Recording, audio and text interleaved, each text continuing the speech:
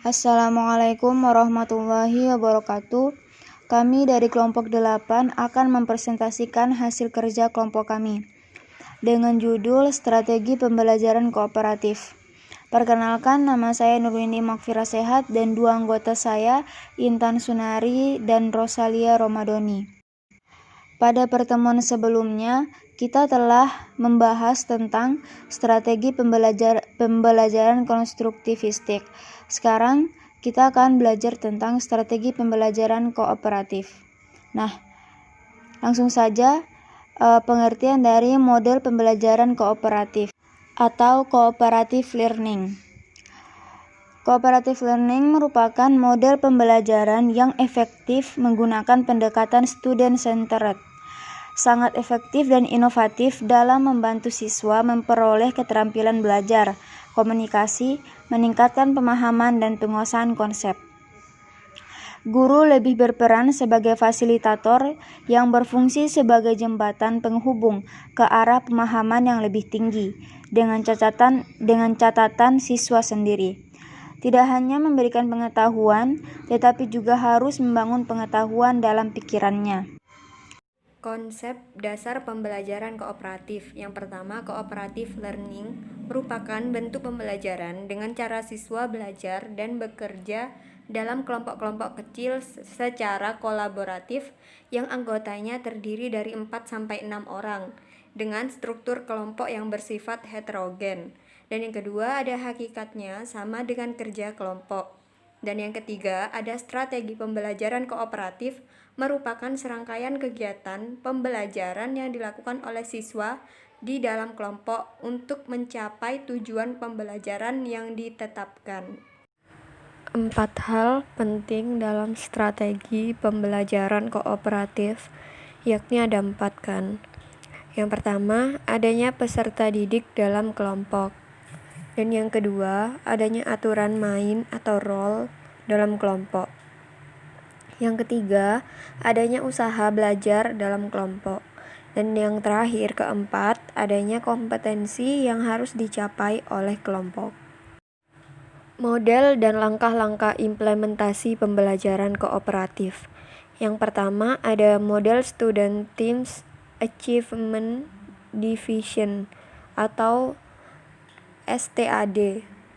Dan yang kedua ada model Jigsaw, dan yang ketiga ada model TGT atau Teams Game Tournament. Model pembelajaran kooperatif tipe STAD adalah pendekatan kooperatif learning yang menekankan pada aktivitas dan interaksi di antara siswa untuk saling memotivasi dan saling membantu dalam menguasai materi pembelajaran guna untuk mencapai prestasi yang maksimal. Di sini ada 5 komponen utama dalam pembelajaran kooperatif metode STAD.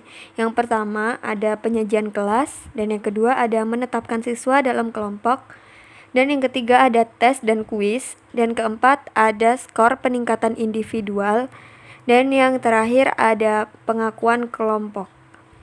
Tahap pelaksanaan pembelajaran metode STAD, ada persiapan STAD itu ada materi, menetapkan siswa dalam kelompok, menerangkan siswa, menentukan jumlah kelompoknya, terus membagi siswa dalam kelompok, mengisi lembar rangkuman kelompok.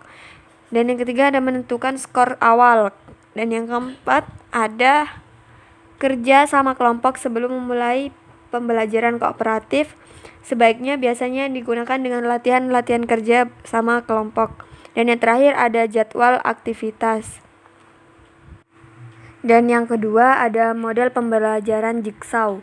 Model ini merupakan strategi yang menarik untuk digunakan jika materi yang akan dipelajari dapat dibagi menjadi beberapa bagian dan materi tersebut tidak mengharuskan urutan penyampaian. Kelebihan ini biasanya dapat melibatkan seluruh peserta didik dalam belajar dan sekaligus mengajarkan kepada orang lain. Yang ketiga ada model Teams Game Tournament atau TGT. Adalah salah satu metode pembelajaran kooperatif dengan menggunakan turnamen akademik dan menggunakan kuis-kuis dan sistem skor kemajuan, di mana Biasanya para siswa berlomba sebagai wakil tim dengan anggota tim lainnya. Jadi, yang kinerja akademiknya sebelumnya setara seperti mereka. Jadi, seperti mengikuti turnamen.